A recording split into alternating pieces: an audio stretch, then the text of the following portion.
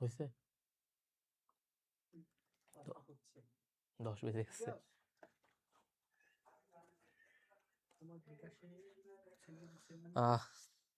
দুঃখিত, আমরা দেরিতে যুক্ত হয়েছি। যদিও আজকে আমরা নদ নদী পড়াতে চেয়েছিলাম, চর পড়াতে চেয়েছিলাম, তারপরে আমাদের ওই স্লাইডটা টেকনিক্যালি একটা সমস্যার কারণে আমরা আজকে আলোচনা করব অনেকগুলো ব্যাপার, যেমন বিশ্বযুদ্ধ আলোচনা করব, চুক্তি, জাতিসংঘ সংস্থা, মানে খুবই গুরুত্বপূর্ণ যে জায়গাগুলো। আপনারা যারা জাহাঙ্গীরনগর সহ, আপনারা যারা জেইউতে পরীক্ষা দিবেন, আরইউতে পরীক্ষা দিবেন, সিইউতে পরীক্ষা দিবেন, অথবা জিএসটিতে পরীক্ষা দিবেন, অথবা ডিইউতে পরীক্ষা দিবেন, তাদের সবার জন্য এই বিষয়গুলো, বিশ্বযুদ্ধ বলেন, চুক্তি বলেন, জাতিসংঘ বলেন, সংস্থা বলেন, এই জায়গাগুলো থেকে প্রচুর পরিমাণে প্রশ্ন প্রত্যেক বছর হয়ে থাকে বিশ্ববিদ্যালয় ভর্তি পরীক্ষাগুলোতে। তো আমাদের এই জন্য আজকের এই ক্লাস, সবাই একটু ফ্রেন্ডদেরকে মেনশন করে দেন, সবাই দ্রুত যুক্ত হয়েছেন। আজকের আলোচনা আমরা অনেক বড় একটা আলোচনা করব, পুরো সময়টুকু জুড়ে আমাদের সাথে থাকুন, দেখেন যে কি হয়। ওকে, বন্ধুদেরকে একটু কাইন্ডলি মেনশন করেন।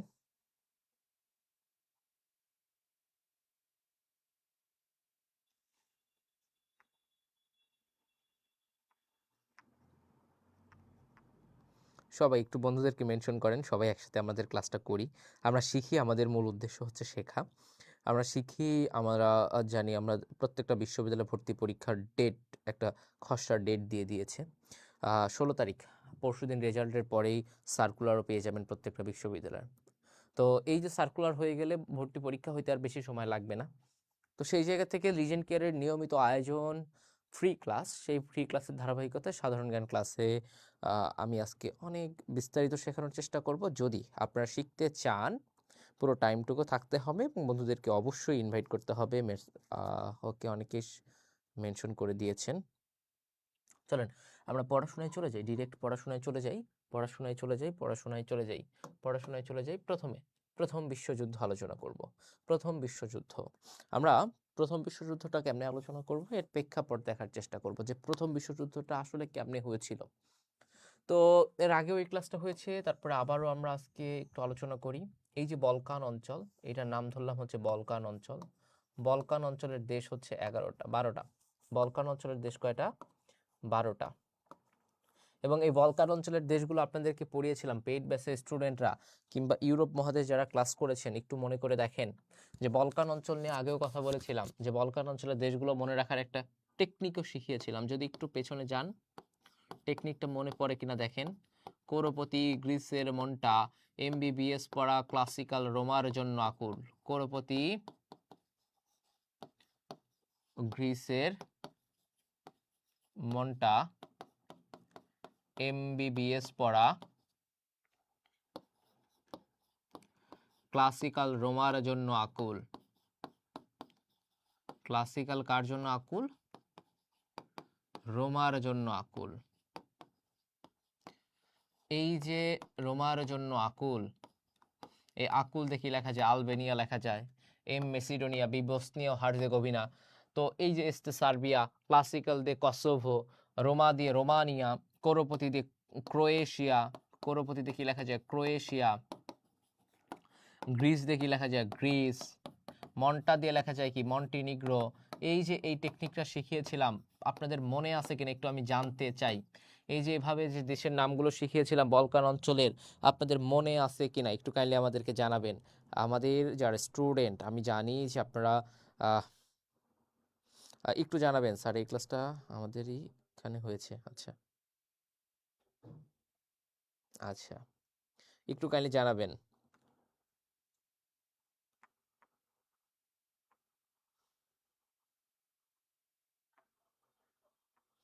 একটু জানাবেন যে ক্লিয়ার কিনা, মানে এই নামটা মনে, এই দেশগুলোর নাম মনে আছে কিনা একটু বলবেন যে এই দেশের নামগুলো আপনাদের মনে আছে কিনা। হ্যাঁ, চিটাগং ইউনিভার্সিটি এরিয়া থেকে দেখছি। ওকে, মীর আশরাফুল ইসলাম। ওকে ওকে, একটু কাইন্ডলি জানান, একটু কাইন্ডলি জানান যে এই দেশগুলোর নাম মনে আছে কিনা। একটু সবাই সবাই একটু জানান যে এই দেশগুলোর টেকনিকগুলো মনে আছে কিনা, এই দেশের নামগুলো মনে আছে কিনা।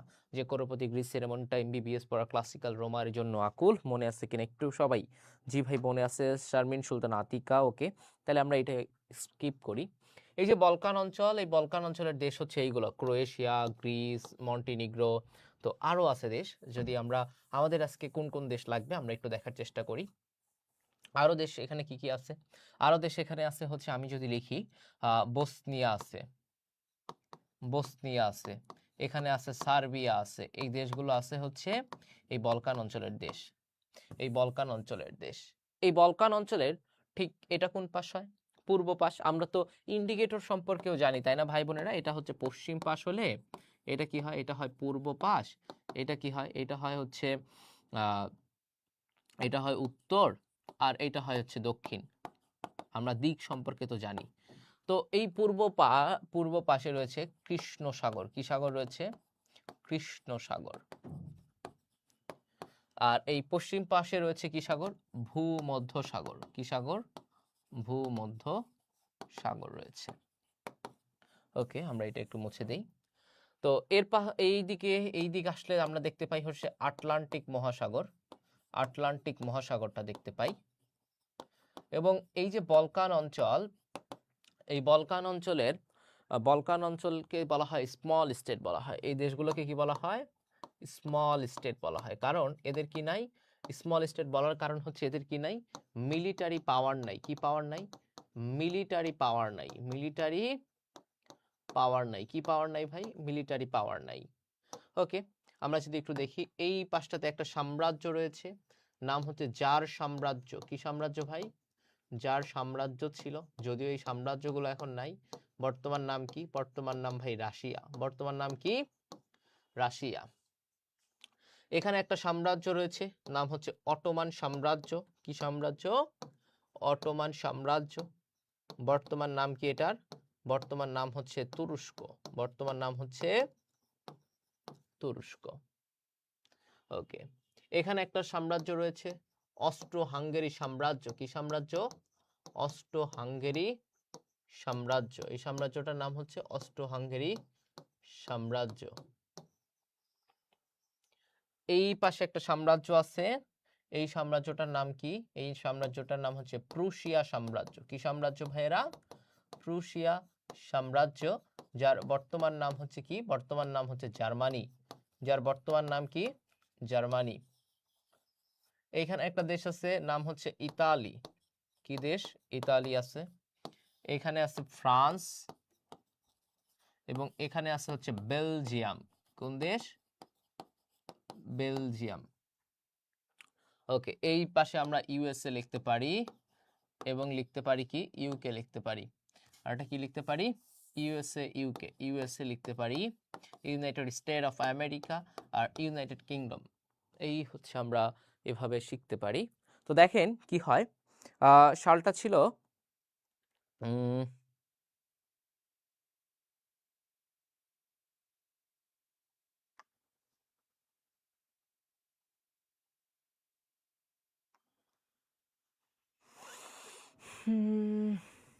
ওকে বাচ্চারা, দেখি কয়জন আছেন আপনারা? খুবই অল্প সংখ্যক মানুষ নিয়ে ক্লাস করতেছি, তো আমরা একটু টাইম লাইনে শেয়ার করে দিতে পারি না ক্লাসটা? আমাদের ক্লাসটা কি আমরা টাইম লাইনে শেয়ার করে দিতে পারি? যারা যারা যুক্ত হয়েছেন একটা করে রিয়্যাক্ট, একটা করে শেয়ার, এই ছোট ছোট কাজগুলো আপনারা করে নিতে পারেন।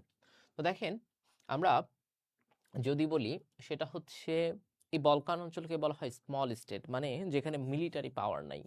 মিলিটারি পাওয়ার নেই, ভালো কথা। দেখেন পাশে খালি সব সাম্রাজ্য, ভয় লাগার কথা। যার তারই ভয় লাগবে যে এটা একটা সাম্রাজ্য। যার সাম্রাজ্য, অটোমান সাম্রাজ্য, অস্ট্রো হাঙ্গেরি সাম্রাজ্য ছিল, প্রুশিয়া সাম্রাজ্য ছিল, এখানে ইতালির মতো একটা দেশ, ফ্রান্সের মতো দেশ। তো এইদের আবার কি নাই? মিলিটারি পাওয়ার নাই।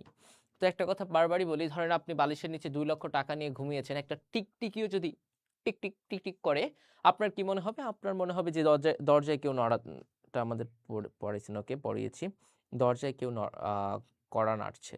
তো এরপরেও দেখেন, এরপরে কি হয়? 1914 সাল, 1914 সালের 28 জুন এই অস্ট্রো হাঙ্গেরির যুবরাজ, এই অস্ট্রো হাঙ্গেরির যুবরাজ ফার্ডিনেন্ড এবং তার স্ত্রী সোফিয়া, এই অস্ট্রো হাঙ্গেরির যুবরাজ, একটু দেখেন,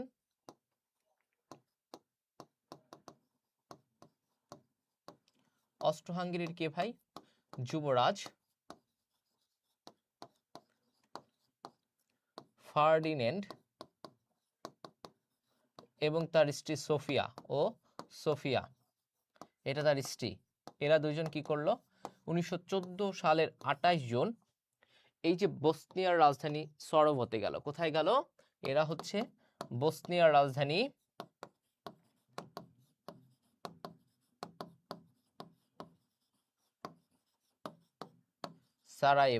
সারায়েভোতে গেল। কিসে গেল? তো স্বামী স্ত্রী কিসে যায়? হানিমুনে গেছে। কোথায় গেছে? হানিমুনে গেছে। হানিমুনে যাওয়ার পরে কি হলো ভাইয়েরা বোনেরা দেখেন, হানিমুনে গেল। কবে গেল? 1914 সালের 28 জুন। সবাই বলি কবে গেল? 1914 সালের 28 জুন। সবাই একটু বলি কবে হানিমুনে গেল? একটু বলেন, সবাই একটু বলেন যে হানিমুনেটা কবে গিয়েছিল? হানিমুনে গিয়েছিল কবে? এই বাচ্চারা দ্রুত কমেন্ট করেন, হানিমুনে গিয়েছিল কবে? তাইলে অস্ট্রো হাঙ্গেরির যুবরাজ ফার্ডিন্যান্ড এবং তার স্ত্রী সোফিয়া কত সালের কত তারিখে হানিমুনে গিয়েছিল? একটু কমেন্ট চাই আপনাদের, আপনাদের রেসপন্স চাই যে আসলে আপনারা বুঝতেছেন কিনা কিংবা শুনতেছেন কিনা ক্লাসটা। আমরা কাদের পড়াচ্ছি? আপনাদেরকে পড়াচ্ছি, ফ্রি পড়াচ্ছি। তো ফ্রি জায়গা থেকে আপনারা এইটুকু আপনাদের থেকে আশা করতে পারি যে আপনারা বুঝতেছেন কিনা কিংবা শিখতেছেন কিনা। ইয়েস, দেবেন্দ্রনাথ বলেছেন, শর্মা দেবেন্দ্রনাথ বলেছেন 1914 সালের 28 জুন। হ্যাঁ, সবাই একটু রেসপন্স করেন। সবাই যদি একটু ধরেন, আমি পড়াচ্ছি, আমার একটা দায়িত্ব আছে এখানে, আপনি ক্লাসটা করতেছেন, আপনারও একটা দায়িত্ব আছে। তো আমাদের দুইজনের দায়িত্বের জায়গাটা ঠিক রাখাটা আমি মনে করি খুবই জরুরি। দুইজনের দায়িত্বটাই ঠিক রাখা দরকার। শুধু আমি বলে যাব আপনারা কিছুই বলবেন না, তা হয় না।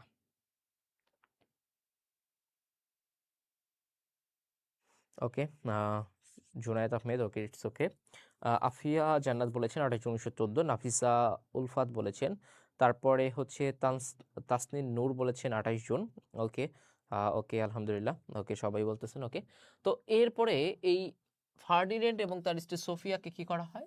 এই হত্যা করা হয়। কি করা হয়? হত্যা করা হয়। এবং এই হত্যাটা কে করলো? হত্যা করেছে এই যে সার্বিয়া ছিল, পাশের একটা দেশ সার্বিয়া।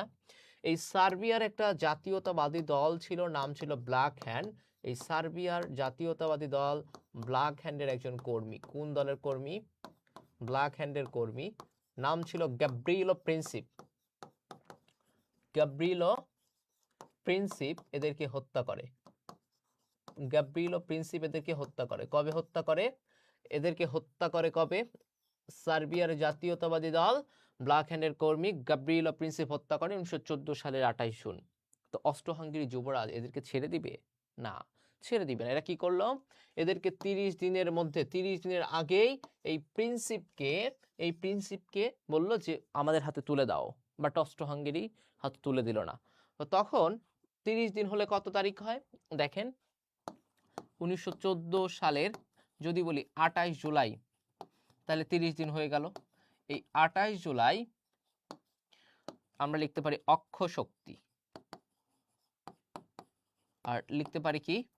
মিত্র শক্তি। অক্ষ শক্তি, মিত্র শক্তি।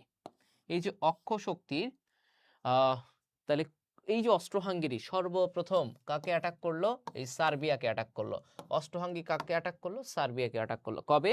1914 সালের 28 জুন। কে অ্যাটাক করলো? Austro Hungary. কারে অ্যাটাক করলো? সার্বিয়াকে অ্যাটাক করলো। এই যে অস্ট্রো হাঙ্গেরি সার্বিয়াকে অ্যাটাক করলো কত তারিখে? 1914 সালের 28 জুন। এই অ্যাটাকটাই ছিল প্রথম বিশ্বযুদ্ধর মানে আনুষ্ঠানিক সূচনা। তাহলে প্রথম বিশ্বযুদ্ধের আনুষ্ঠানিক সূচনা হয় কবে? 1914 সালের 28 জুলাই। তখন কি হলো ভাই দেখেন, তখন হচ্ছে এই যে রাশিয়া বলল যে আমাদের সার্বিয়াতে কিছু রুশ ভাষী মানুষ আছে। কি ভাষী? রুশ ভাষী মানুষ আছে। তো আমাদের কার পাশে দাঁড়াতে হবে? সার্বিয়ার পাশে দাঁড়াতে হবে। সার্বিয়ার পাশে এসে দাঁড়ালো কে? সার্বিয়ার পাশে এসে দাঁড়ালো হচ্ছে রাশিয়া। রাশিয়া। তো এদের মধ্যে আবার একটা সম্পর্ক ছিল, জার্মানি এবং অস্ট্রো হাঙ্গেরির মধ্যে এদের মধ্যে একটা সম্পর্ক ছিল, ট্রিপল অ্যালাইন ছিল, বা তিনটা দেশের মধ্যে সম্পর্ক ছিল। এর মধ্যে জার্মানি ছিল, অস্ট্রো হাঙ্গেরি ছিল। তো অস্ট্রো হাঙ্গেরির পাশে এসে দাঁড়ায় কে? জার্মানি। তো দেখেন, জার্মানি এবং রাশিয়া দুইজন দুইজনের কি এখন পরম শত্রু। পরম শত্রু। তো জার্মানি কি করলো একটু দেখার চেষ্টা করেন। জার্মানি হচ্ছে এই যে ভূমধ্য সাগর পাড়ি দিয়ে, এই কৃষ্ণ সাগর পাড়ি দিয়ে অ্যাটাক করলো কাকে? রাশিয়াকে। কাকে অ্যাটাক করলো? রাশিয়াকে। তো তো এই জার্মানির একটা নৌশক্তি ছিল, ঢাবিতে এসেছিল এক বছর, ইউবোটস নামে একটা নৌশক্তি ছিল। তো ইউবোটস কোন দেশের নৌশক্তি? এটা হচ্ছে জার্মান নৌশক্তি। কোন দেশের নৌশক্তি? জার্মান নৌশক্তি। সবাই একটু বলেন ইউবোটস কোন দেশের নৌশক্তি? একটু ভাইরা বোনেরা জানতে চাই আপনাদের কাছে, ইউবোটস কোন দেশের নৌশক্তি? সবাই একটু বলেন ইউবোটস কোন দেশের নৌশক্তি, একটু জানতে চাই। সবাই একটু বলেন ইউবোটস কোন দেশের নৌশক্তি?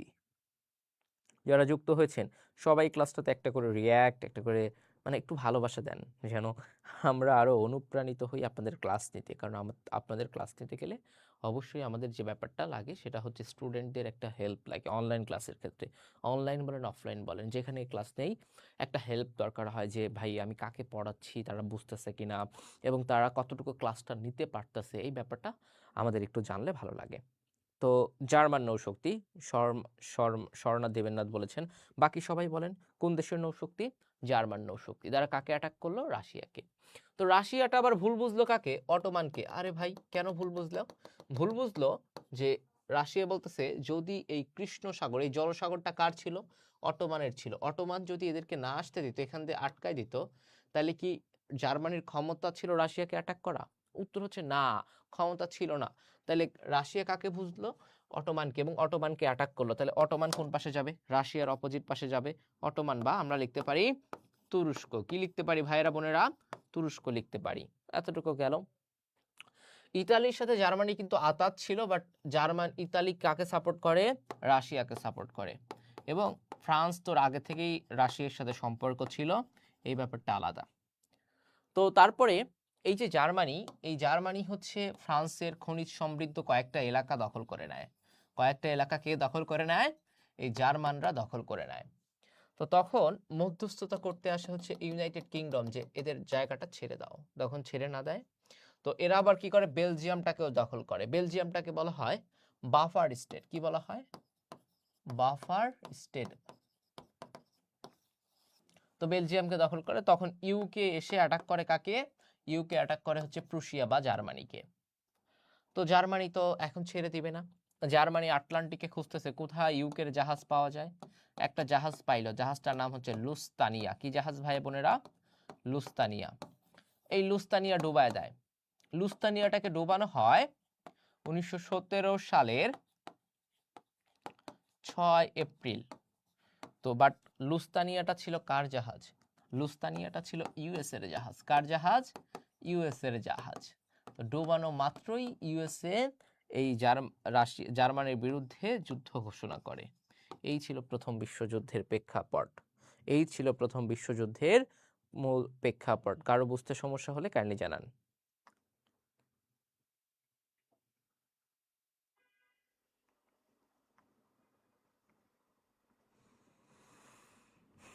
কারো বুঝতে সমস্যা হলে কাইন্ডলি জানান, না হলে আমরা পড়াতে থাকবো। কারো বুঝতে সমস্যা হলে কাইন্ডলি একটু জানান যে ভাইয়া বুঝতে সমস্যা হচ্ছে। মাথার উপর দিয়ে যাচ্ছে, কেন মাথার উপর দিয়ে গেল? বারবার যদি এটা দেখেন, মাথার উপর দিয়ে যাওয়ার কথা না। আর এইটা বুঝতে পারলে আমি মনে করি যে আপনারা এই প্রথম বিশ্বযুদ্ধের পুরো ব্যাপারটা বুঝতে পেরেছেন। ক্লিয়ার কিনা একটু কাইন্ডলি জানান ভাইয়েরা বোনেরা।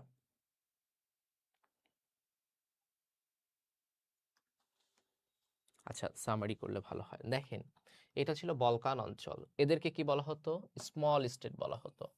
মানে যাদের মিলিটারি পাওয়ার নেই তাদেরকে কি বলা হয়? Small state. আর আশেপাশে দেখেন কি সব সাম্রাজ্য। কি ভাইয়া?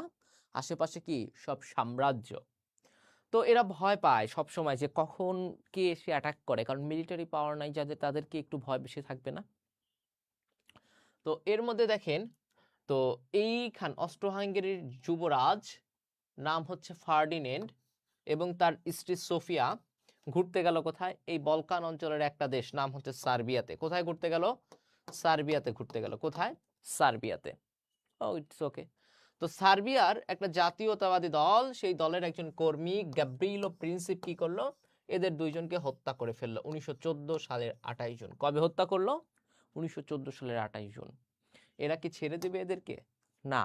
তো এরা কি করলো? 30 দিন সময় দিল, যে এই 30 দিনের আগেই তোরা হচ্ছে এই গ্যাব্রিলো প্রিন্সিপকে ওদের হাতে দিয়ে দিবি। বাট ওরা দিতে ব্যর্থ হয়। ঠিক 30 দিন পর, তাহলে কয় তারিখ হয়? 28 জুলাই।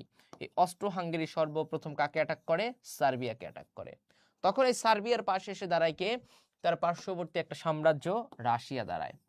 আর অস্ট্রো হাঙ্গেরির পাশে দাঁড়ায় কে? জার্মানি। তো জার্মানি আর রাশিয়া এখন পরপরের শত্রু। তো জার্মানি তার ইউবোটস দ্বারা মানে নৌশক্তি দ্বারা এই রাশিয়াকে অ্যাটাক করে। কাকে অ্যাটাক করলো? রাশিয়াকে অ্যাটাক করলো। তো রাশিয়া ভুল বুঝলো কাকে? অটোমানকে। এই তুই যদি তোর নৌপথ বা জলপথটা ব্যবহার করতে না দিতি তাহলে কি আমাকে অ্যাটাক করতে পারতো? এই জন্য রাশিয়া আবার কাকে অ্যাটাক করলো? অটোমান বা তুরস্ককে। আর ইতালি হচ্ছে রাশিয়াকে সাপোর্ট করে। ফ্রান্স আর ইতালির রাশিয়ার মধ্যে আগে থেকে সম্পর্ক ছিল। তো এই জার্মান কি করলো? জার্মান হচ্ছে ফ্রান্সের কয়েকটা এলাকা দখল করলো।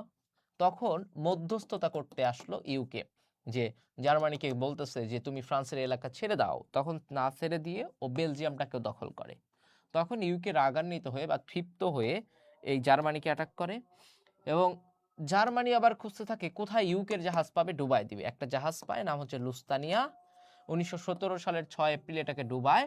বাট জাহাজটা ছিল ইউএস এর। ওই দিন ইউএসএ প্রথম বিশ্বযুদ্ধে সরাসরি অংশগ্রহণ করে।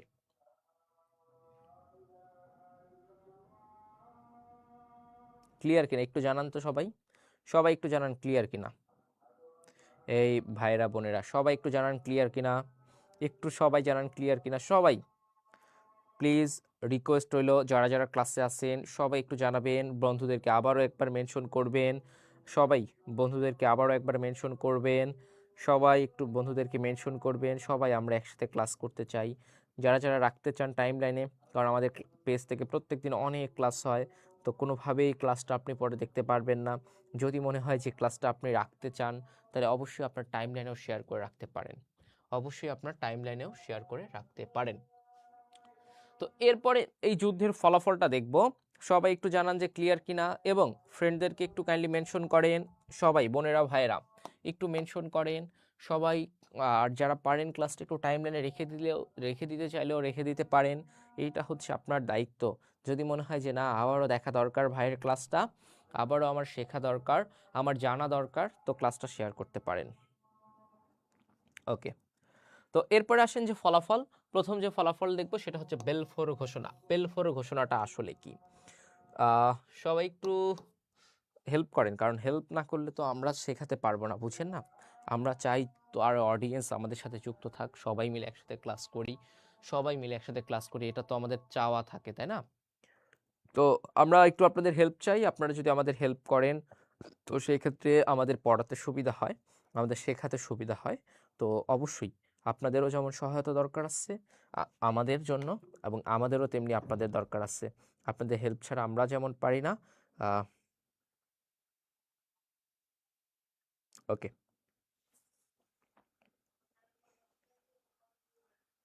ওকে, আসেন আসেন আমরা আলোচনা করি বেলফোর ঘোষণা। বেলফোর ঘোষণাটা আমরা একটু আলোচনা করব। সেটা হচ্ছে বেলফোর ঘোষণা কেমনে আলোচনা করি দেখেন, একটু শেখার চেষ্টা করেন। পৃথিবীতে 5টা ছোট ছোট সাগর আছে। কয়টা ভাইরা? 5টা। কয়টা? 5টা ছোট ছোট সাগর আছে। এর মধ্যে একটা হচ্ছে বাল্টিক সাগর। ধরেন এইটাই ধরলাম, এটার নামই হচ্ছে এই সাগরটার নাম হচ্ছে বাল্টিক সাগর। কি সাগর? বাল্টিক সাগর। এই সাগরটার নাম কি ধরলাম? বাল্টিক সাগর। এই সাগরটা একসময় ইউকের অধীনে ছিল। কার অধীনে? ইউকের অধীনে ছিল। কার অধীনে ছিল? ইউকের অধীনে ছিল। পরবর্তীতে এই সাগরটার দখল নেয় কারা? জার্মানরা। কারা দখল নেয়? জার্মানি। জার্মানি দখল নেয় কি দ্বারা? ইউবোটস দ্বারা। কারণ জার্মানদের নৌশক্তির নাম কি ছিল? ইউবোটস দ্বারা এই সাগরটার দখল নেয়। তো তখন এখানে তো আর ইউকে নাই। ইউকের এক সময় এই বাল্টিক সাগর থেকে তিমি শিকার করত। কি শিকার করত? তিমি। তিমি দিয়ে তারা অস্ত্র বানাতো। কি বানাতো? অস্ত্র। সৈন্যদের অস্ত্র দিত। যখন জাহাজটা এখন জার্মানির হাতে, তখন ইউকে কি আর তিমি শিকার করতে পারবে? বলেন, এরা কি আর তিমি শিকার করতে পারবে? উত্তর হচ্ছে না, পারবে না। তো তখন এই যে ইউকের সেনাদের মনোবল ভাঙতে থাকে যে হায় রে হায়, আমাদের হাতে অস্ত্র নাই। ভাঙতে থাকে। কোন দেশের সেনাদের? ইউকের সেনাদের মনোবল ভাঙতে থাকে। ধরেন আপনাকে যদি পুলিশের চাকরি দেওয়া হয় আর যদি অস্ত্র না দেওয়া হয় তাহলে কেমন লাগবে বলেন তো? কেমন লাগবে?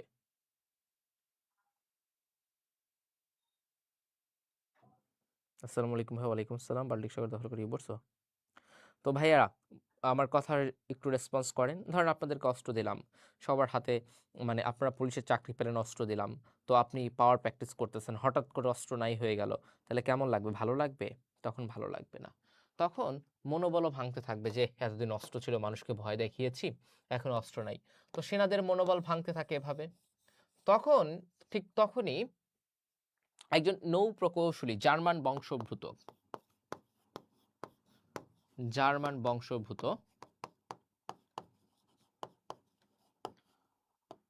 একজন নৌ প্রকৌশলী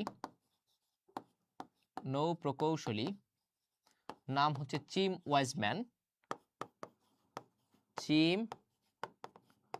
ওয়াইজম্যান একটা বিস্ফোরক আবিষ্কার করে। ইনি কিন্তু জার্মান বংশোদ্ভূত। নাম কি? চিম ওয়াইজম্যান। এটা কি আবিষ্কার করে? বিস্ফোরক আবিষ্কার করে। বিস্ফোরক। এই বিস্ফোরকটার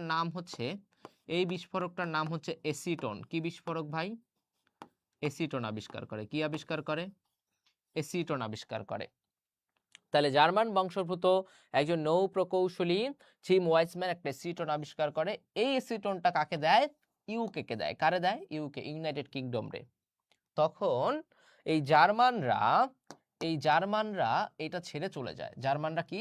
জার্মানরা ছেড়ে দেয়, আবার ইউকের অধীনে চলে যায়। এই সাগর ইউকের অধীনে চলে যায়। কার অধীনে চলে গেল এখন? এখন এখন তাহলে বাল্টিক সাগর কার অধীনে? সবাই একটু বলেন তো। এখন তাহলে বাল্টিক সাগর কার অধীনে? বাচ্চারা সবাই একটু বলেন, এখন তাহলে বাল্টিক সাগরটা কার অধীনে? কি রে ভাইরা বোনেরা, সবাই বলেন, এখন তাহলে বাল্টিক সাগরটা কার অধীনে?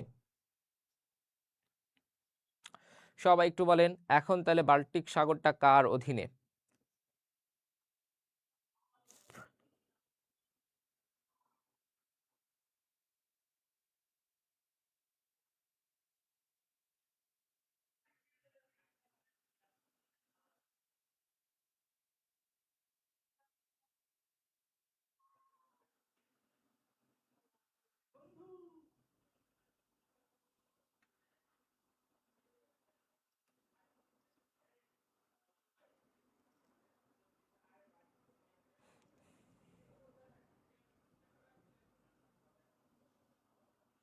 ব্রিটেনের অধীনে। ওকে। তো এই যে এখন ব্রিটেনের অধীনে, তো তখন ধরেন আপনারা বিশ্ববিদ্যালয়ে চান্স পেলেন। কিসে চান্স পেলেন? বিশ্ববিদ্যালয়ে চান্স পেলেন। তো আপনাদেরকে বিভিন্ন প্রতিষ্ঠান সংবর্ধনা দিবে, এবং সংবর্ধনায় বলা হয় যে তোমরা কি খেতে চাও বা কি চাও। তো বলা হয় যে সংবর্ধনায় কি চাও। দেখবা যদি কোনো বিশ্ববিদ্যালয়ে ফার্স্ট হয়ে যান বা ফার্স্ট হয়ে যাও তোমরা, দেখবা অনেক প্রকাশনী, অনেক কোচিং সেন্টার তোমাদের কাছে যাবে, বলবে তোমরা কি চাও। বলবে কি চাও, কি চাও। তেমনি এই এই যে নৌ প্রকৌশলী চিম ওয়াইজম্যানকে ইউকে একটা সংবর্ধনা দেয়। কি দেয়? একটা সংবর্ধনা দেয়। এবং সংবর্ধনা অনুষ্ঠানে বলা হয় যে তুমি কি চাও। সংবর্ধনা দেয়। কাকে সংবর্ধনা দেয়? এই চিম ওয়াইজম্যানকে একটা সংবর্ধনা দেয়, এবং এখানে বলে যে তুমি কি চাও। তো তখন এই চিম ওয়াইজম্যান বলে তিনি হচ্ছে ঈশ্বরের প্রমিস ল্যান্ডে একটা ইহুদি রাষ্ট্র প্রতিষ্ঠা করতে চায়। কি রাষ্ট্র? ইহুদি রাষ্ট্র প্রতিষ্ঠা করতে চায়। ইহুদি রাষ্ট্র প্রতিষ্ঠা করতে চায়। ইহুদি রাষ্ট্র প্রতিষ্ঠা করতে চায়। কে চায়? এই চিম ওয়াইজম্যান চায়। তাহলে ইহুদি রাষ্ট্র প্রতিষ্ঠা করতে চায় কে? এই চিম ওয়াইজম্যান। ঠিক আছে। তখন এই ইউকের যিনি পররাষ্ট্রমন্ত্রী ছিল, এই যে ইউকে, তো সংবর্ধনা অনুষ্ঠানে চাইলো যে আমি একটা রাষ্ট্র প্রতিষ্ঠা করতে চাই। তখন ইউকের যে পররাষ্ট্রমন্ত্রী ছিল, তার নাম ছিল আর্থার বেলফোর। কে নাম ছিল ভাই? Arthur Balfour. এই আর্থার বেলফোর একটা চিঠি লেখে। কি লেখে? চিঠি লেখে। চিঠিটা কবে লেখে? চিঠিটা লেখে 2 নভেম্বর 1917 সালে। কার কাছে লেখে? সেই সময় ওই টাইমে যিনি ইহুদি যাজক ছিল, তার নাম ছিল রথচাইল্ড। এই রথচাইল্ডের কাছে চিঠিটা লেখে যে আর্থার বেলফোর একটা চিঠি লেখে 2 নভেম্বর 1917 সালে রথচাইল্ডের কাছে যে এই কে জিম ওয়াইজম্যানের জন্য একটা ইহুদি রাষ্ট্র প্রতিষ্ঠার কাজ শুরু করেন, এটাকেই বলা হয় বেলফোর ঘোষণা। তাইলে ভাই বেলফোর ঘোষণা কবে করা হয় বলেন তো? এই বেলফোর ঘোষণার পর 31 বছর পর, কত বছর পর? 31 বছর, তাহলে কত সাল হয়? 1948 সালে একটা ইহুদি রাষ্ট্র প্রতিষ্ঠিত হয়, ইসরায়েল প্রতিষ্ঠিত হয়, ইসরায়েল প্রতিষ্ঠিত হয়। তাহলে আমি যদি বলি বেলফোর ঘোষণাটা কবে করা হয়, সবাই অরোরা বলেছেন 2 নভেম্বর 1917। সবাই একটু বলেন বেলফোর ঘোষণাটা কবে হয়? বেলফোর ঘোষণাটা আসলে কবে হয়? বেলফোর ঘোষণা, ভাইরা বোনেরা সবাই একটু বলেন বেলফোর ঘোষণাটা কবে হয়, একটু সবার কাছে জানতে চাই। বেলফোর ঘোষণা কবে হয়? কি রে ভাইরা বোনেরা, সবাই একটু কমেন্ট কর না, বেলফোর ঘোষণাটা কবে হয়? বেলফোর ঘোষণা, সবাই একটু বলেন যে বেলফোর ঘোষণাটা কবে হয়। আর একটা ব্যাপার জানিয়ে দিচ্ছি, এরপরে খন্দকার জিকে এর অফিসিয়াল ফেসবুক পেজ থেকে আপনাদের পেজ ভিত্তিক ক্লাস যাবে। আমি একটা করে নেই সপ্তাহে, আপনাদের ইজাজ ভাই নাই, আপনাদের জুবাইর ভাই নাই, তারই ধারাবাহিকতায় আজকেও একটা পেজ ভিত্তিক ক্লাস আসছে। সবাই যদি পেজ ভিত্তিক মনে রাখতে চান, সাধারণ জ্ঞানের আরেকটা শেখার কৌশল হচ্ছে পেজ মনে রাখা, প্রত্যেকটা পেজ ভিত্তিক মনে রাখা। তো সেভাবেও যদি ক্লাসটা করতে চান পরবর্তী ক্লাসে অবশ্যই যুক্ত হবেন, পরবর্তী ক্লাসে অবশ্যই যুক্ত হবেন। তাহলে বেলফোর ঘোষণা কবে হয় এবং বেলফোর ঘোষণার কত বছর পরে ইহুদি রাষ্ট্র ইসরায়েল প্রতিষ্ঠিত হয়, একটু বলেন। তাহলে বেলফোর ঘোষণার কত বছর পরে ইসরায়েল প্রতিষ্ঠিত হয়, একটু বলেন। কত বছর পরে বেলফোর ঘোষণার কত বছর পরে ইসরায়েল বা ইহুদি রাষ্ট্র ইসরায়েল প্রতিষ্ঠিত হয়? কত বছর পরে, একটু বলেন ভাইয়েরা বোনেরা, কত বছর পরে ইহুদি রাষ্ট্র ইসরায়েল প্রতিষ্ঠিত হয়? বেলফোর ঘোষণার কত বছর পরে?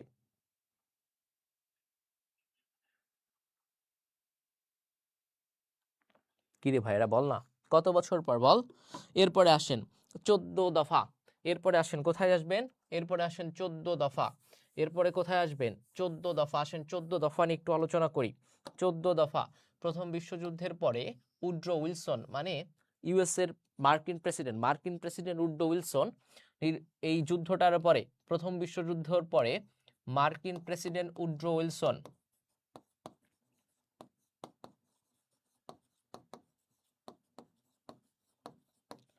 উড্রো